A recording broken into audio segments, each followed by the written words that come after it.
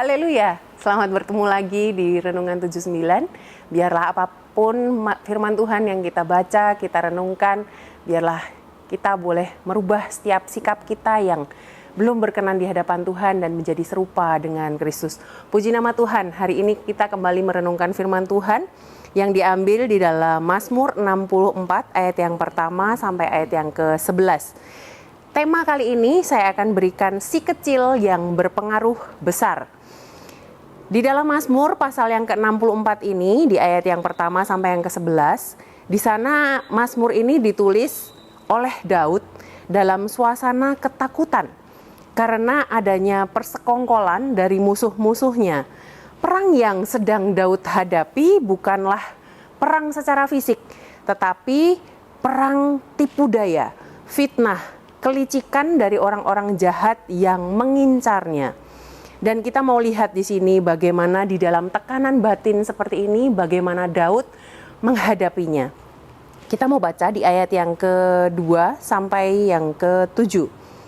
Mazmur 64 ayat yang ke-2 dengan judul perikop, Hukum Allah kepada orang fasik.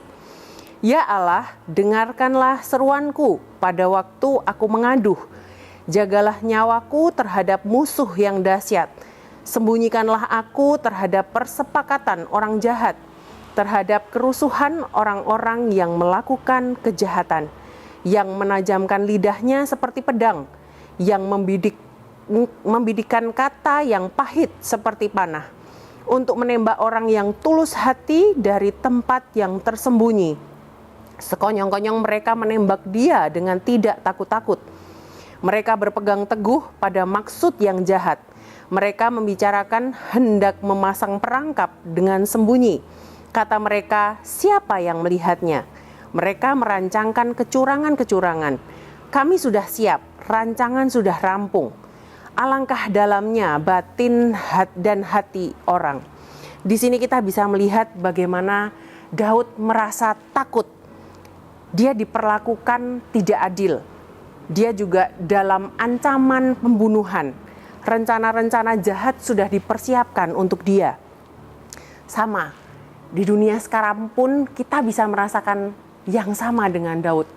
Kita merasakan banyak gosip yang mungkin bisa datang ke dalam kehidupan kita, ataupun fitnah-fitnah yang datang ke kehidupan kita juga. Dan ada juga orang-orang yang merencanakan buruk terhadap kita semua. Dan kita mau melihat, membayangkan bagaimana posisi Daud dalam posisi ini. Tetapi kita mau lihat di ayat yang ke-8 sampai yang ke-10. Tetapi Allah menembak mereka dengan panah, sekonyong-konyong mereka terluka. Ia membuat mereka tergelincir karena lidah mereka. Setiap orang yang melihat mereka menggelengkan kepala. Maka semua orang takut dan memberitakan perbuatan Allah dan mengakui pekerjaannya. Di sini ada pembelaan Tuhan. Allah tidak pernah tinggal diam bagi kita orang-orang yang benar di hadapannya. Allah membela orang benar dengan caranya.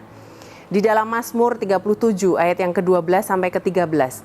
Orang fasik merencanakan kejahatan terhadap orang benar dan menggertakkan giginya terhadap dia. Tuhan menertawakan orang fasik itu, sebab ia melihat bahwa harinya sudah dekat. Kemudian di dalam Yesaya 54 ayat yang ke-17. Setiap senjata yang ditempa terhadap engkau tidak akan berhasil, dan setiap orang yang melontarkan tuduhan melawan engkau dalam pengadilan akan engkau buktikan salah. Inilah yang menjadi bagian hamba-hamba Tuhan, dan kebenaran mereka terima daripadaku. Demikian firman Tuhan.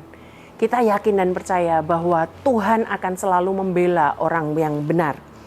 Kemudian kita mau melihat bagaimana Daud menghadapi setiap tekanan yang datang dalam kehidupannya. Di dalam ayat yang kedua di sana dikatakan, Ya Allah, dengarkanlah suaraku pada waktu aku mengaduh. Jagalah nyawaku terhadap musuh-musuh yang dahsyat. Di sini kita mau melihat teladan dari Daud untuk kita saat menghadapi tekanan batin dalam kehidupannya. Daud datang kepada Tuhan. Daud berkeluh kesah kepada Tuhan. dan dia menyampaikan segala kekhawatirannya, segala ketakutannya kepada Tuhan. Dan kita mau belajar untuk sama seperti Daud.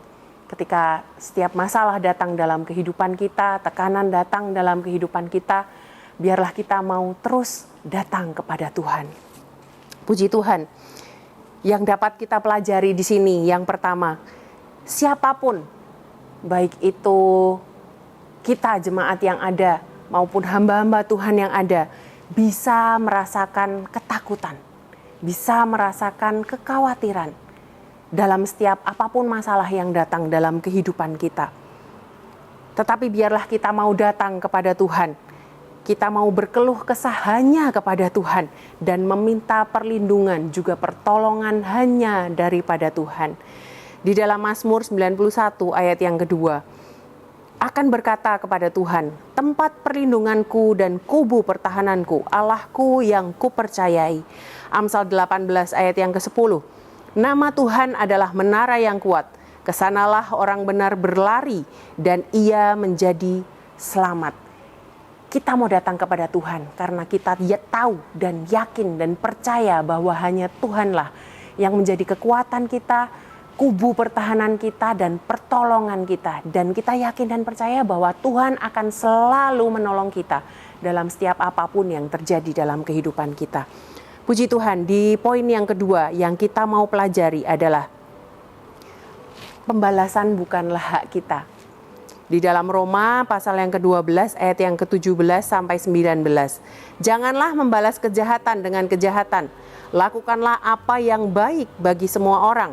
Sedapat-dapatnya kalau itu bergantung padamu, hiduplah dalam perdamaian dengan semua orang. Saudara-saudaraku yang kekasih, janganlah kamu sendiri menuntut pembalasan, tetapi berilah tempat kepada murka Allah, sebab ada tertulis, pembalasan itu adalah hakku, akulah yang akan menuntut pembalasan, firman Tuhan. Tuhan akan selalu membela kita. Tuhan akan selalu membela orang yang berkenan di hadapannya. Tuhan akan selalu menyertai orang-orang yang benar. Kita yakin dan percaya. Puji Tuhan, ini poin yang ketiga kita mau lihat. Yang kita dapat pelajari adalah hati-hati menggunakan lidah kita. Lidah ini adalah salah satu bagian tubuh yang terkecil, tetapi dalam lidah juga itu membawa pengaruh besar bagi diri kita sendiri maupun bagi orang lain. Di dalam Amsal 18 ayat yang ke-21, hidup dan mati dikuasai lidah, siapa suka menggemakannya akan memakan buahnya. Lidah ini, ya lidah yang kecil ini bisa menghidupkan, tetapi di dalam lidah yang kecil ini juga bisa mematikan. Dan biarlah lidah yang Tuhan anugerahkan dalam kehidupan kita ini boleh menjadi dampak yang baik, pengaruh yang luar biasa untuk orang lain. Kita bisa memberikan semangat untuk orang lain, kita bisa memberikan dukungan untuk orang lain, kita bisa memperkatakan berkat, memperkatakan pujian untuk orang lain. Dan biarlah kita kendalikan setiap perkataan kita supaya perkataan kita tidak mematikan orang lain. Karena hanya dengan perkataan yang mungkin menurut kita biasa aja, nggak gimana-gimana, tetapi ternyata sampai di orang lain itu menyakitkan. Biarlah kita mau belajar juga memahami orang lain, supaya kita bisa menjadi berkat bagi siapapun yang kita temui. Di dalam Amsal 13 ayat yang ketiga, siapa menjaga mulutnya memelihara nyawanya, siapa yang lebar bibir akan ditimpa kebinasaan. Kita mau lihat di dalam terjemahan bahasa Indonesia masa kini, orang yang hati-hati dalam tutur katanya akan aman hidupnya. Orang yang bicara sembarangan akan ditimpa kemalangan. Jadi bagaimana kita mengendalikan lidah kita, bagaimana kita mengendalikan perkataan kita, supaya kita menjadi berkat bagi orang lain dan tidak mematikan atau menjatuhkan orang lain.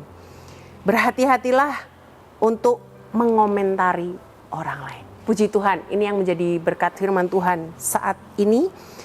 Terima kasih telah mengikuti Renungan 79, kiranya dapat menjadi berkat bagi kita semua. Bapak, Ibu, Saudara yang ingin didoakan untuk pokok doa tertentu, menceritakan kesaksian, baik mujizat kesembuhan dan pemulihan masalah keluarga dan lain-lain, dapat disalurkan melalui chat WhatsApp di nomor 0813 2742 0088. Mari kita berdoa. Bapa, kami mengucap syukur berterima kasih Tuhan untuk firman Tuhan yang datang kepada kami saat ini. Ajar kami Bapa, menyadari bahwa dalam setiap kehidupan kami, masalah bisa saja datang dalam kehidupan kami Tuhan. Tekanan, kekhawatiran bisa ada dalam hidup kami. Tetapi kami yakin dan percaya Engkau yang menjadi pembela kami. Engkau yang menjadi kekuatan kami. Engkau kubu pertahanan kami, pertolongan kami, perlindungan kami Tuhan. Kami hanya akan percaya kepada Engkau. Kami mau memasrahkan hidup kami kepadamu Tuhan. Dan biarlah kami boleh memiliki hati yang terus ingin mendekat kepada Engkau Tuhan. Ingin terus mengenal Engkau, memahami setiap apapun yang Tuhan kerjakan dalam kehidupan kami, supaya kami boleh terus mengucap syukur dalam setiap apapun yang kami hadapi Tuhan dalam kehidupan kami. Dan biarlah kami boleh memiliki perkataan yang memberkati. Tuhan, tolong setiap kami, biarlah kami boleh memberkati orang lain dengan perkataan kami Tuhan. Biarlah kami boleh membangun saudara-saudara kami Tuhan, boleh mendukung mereka, boleh memberkati mereka dengan perkataan kami. Kami mengucap syukur berterima kasih. Kiranya negeri kami Tuhan, jemaat El Shaddai Magelang diberkati oleh Tuhan dengan yang terutama di gunung-gunung yang sejak dahulu, dan dengan yang terbaik dari bukit-bukit yang berabad-abad, dan dengan yang terbaik dari bumi serta segala isinya. Kami mengucap syukur berterima kasih untuk berkat Tuhan saat ini. Kami sudah berdoa dan mengucap syukur di dalam nama Tuhan Yesus Kristus. Haleluya. Amin.